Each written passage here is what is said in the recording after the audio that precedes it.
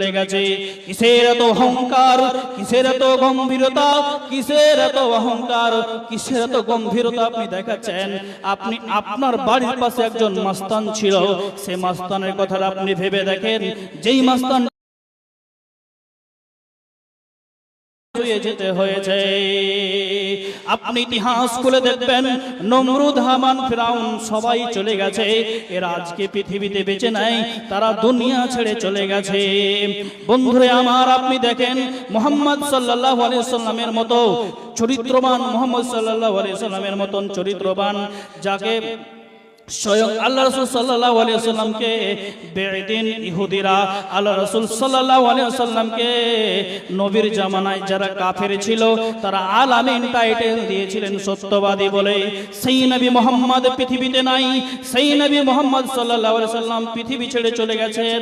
আপনি দেখবেন যে খলিফাতুল মুসলিমিন হযরতে ওমর রাদিয়াল্লাহু তাআলা আনহু যখন তিনি ইসলাম কবুল করেছিলেন, আল্লাহ রাসূল সাল্লাল্লাহু আলাইহি ওয়াসাল্লামকে বলেছিলেন, আল্লাহ রাসূল গোপনে ইসলাম প্রচার হবে না, এবার সামনেই প্রচার হয়ে যাবে। যিনি স্বয়ং তিনি হযরত, যিনি সেখানে দাঁড়িয়ে হারাম শরীফের ভিতরে দাঁড়িয়ে বলেছিলেন, কে এমন আছো যারা নিজের সন্তানদেরকে এতিম করবে, নিজের স্ত্রীকে বিধবা বানাবে, মাকে সন্তান হারা বানাবে? কে এমন আছো চলে এসো, তবে হারাম শরীফের ভিতরে নয়, হারাম শরীফের বাইরে চলো। আজকে দ্বীন ইসলাম প্রকাশ হয়ে যাবে, ডাইরেক্ট প্রকাশ হবে। সেই খলিফাতুল মুসলিমিন হযরত ওমরের মতো চরিত্রবান মানুষ, যিনি ওমর রাদিয়াল্লাহু তাআলা আনহু, তিনি দুনিয়ায় বেঁচে থাকাকালীন জান্নাতের সার্টিফিকেট পেয়েছিলেন। সেই ওমরের মতো শক্তিশালী মানুষটি আজকে পৃথিবী ছেড়ে চলে গেছে, তিনিও দুনিয়ার বুকে বেঁচে নেই। তাহলে আপনিও থাকবেন না, আমিও থাকবো না। পৃথিবী ছেড়ে একদিন চলে যেতে হবে, পৃথিবী ছেড়ে একদিন চলে যেতে হবে। কিসের এত অহংকার? পানিটা বের হলে মানুষের ফরজ গোসল হয়ে যায়, ফরজ গোসল না করলে নামাজ হবে না। যে বীর্যটা বের হতে গেলে ফরজ গোসল না করলে নামাজ হবে না। সে নাপাক বিদ্যুৎ পানি থেকে, এক ফোঁটা পানি থেকে আপনাকে আমাকে তৈরি করেছে। কিসের এত অহংকার, কিসের এত গম্ভীরতা? যেই সামান্য এক ফোঁটা পানি দিয়ে আমাকে তৈরি করেছেন, কিসের এত অহংকার? আমি তো নাপাক থেকে তৈরি হয়েছি, সামান্য মাটির দেহ মাটিতে আবার মিশে যাবে। অন্ধকার কবরে আমাকে রেখে দিয়ে চলে আসবে, কবরে আমাকে ভরে দিয়ে চলে আসবে। কিসের এত অহংকার, কিসের এত গম্ভীরতা? বন্ধুরে আমার, অতএব আপনি আমি সবাই কবরে চলে যাব। একবার আল্লাহকে বলে ভয় করো, একবার আল্লাহকে বলে ভয় করুন, ফিরে আসুন আল্লাহর পথে, ফিরে আসুন আল্লাহর দিকে। অতএব আপনি নাচ গান যত কিছু আছে সেইগুলোকে পরিত্যাগ করে দেন, সেইগুলোকে ছেড়ে দেন। আপনি একটাই কথা মনে ভাববেন, রব্বুল আলামিন, আমি এই পৃথিবী ছেড়ে চলে যাব। আল্লাহ জানি না কবরে কি হালাই জীবন যাপন কাটবে, কবরে কিভাবে আমার জীবন যাপন কাটবে, এটা আমার জানা নেই। অতএব মাবুদ, আমি তোমার কাছে ক্ষমা চাই, তোমার কাছে পানাহ চাই। আল্লাহ, তুমি আমাকে ক্ষমা করো।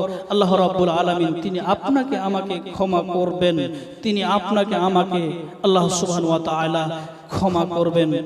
অতএব গম্ভীরতা দেখিয়ে পৃথিবীতে চলাচল করিয়েন না। আপনাকে এই পৃথিবী ছেড়ে একদিন না একদিন যেতেই হবে, একদিন যেতে হবে। পৃথিবী ছেড়ে আপনাকে কবরে রেখে দিয়ে চলে আসবে। বন্ধুরে আমার, মহব্বতের মানুষটাকে,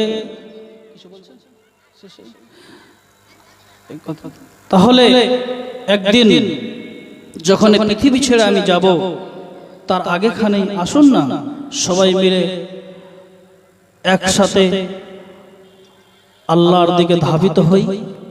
আসেন না এই ধরনের এই ধরনের এতিমখানা মাদ্রাসাগুলোকে, আল-আকসা ফাউন্ডেশনগুলোকে, যেখানে মানুষদের সাহায্য সহযোগিতা করা হয়, সেদিকে একবার ফিরে আসি, সেদিকে একবার আমরা নজর দেই, একবার হলেও আমরা ভালো আমলটা করি।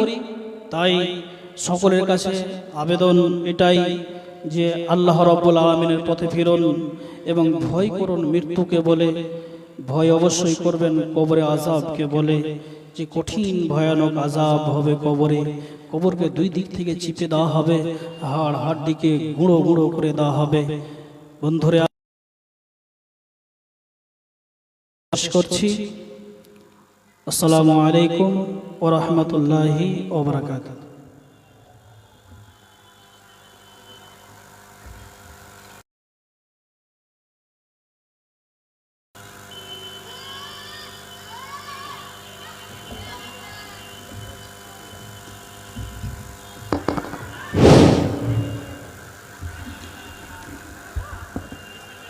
মাশাআল্লাহ, জাযাকুল্লাহু তাআলা। আপনারা তখন কোরআন ও হাদিসের আলোচনা শুনছিলেন।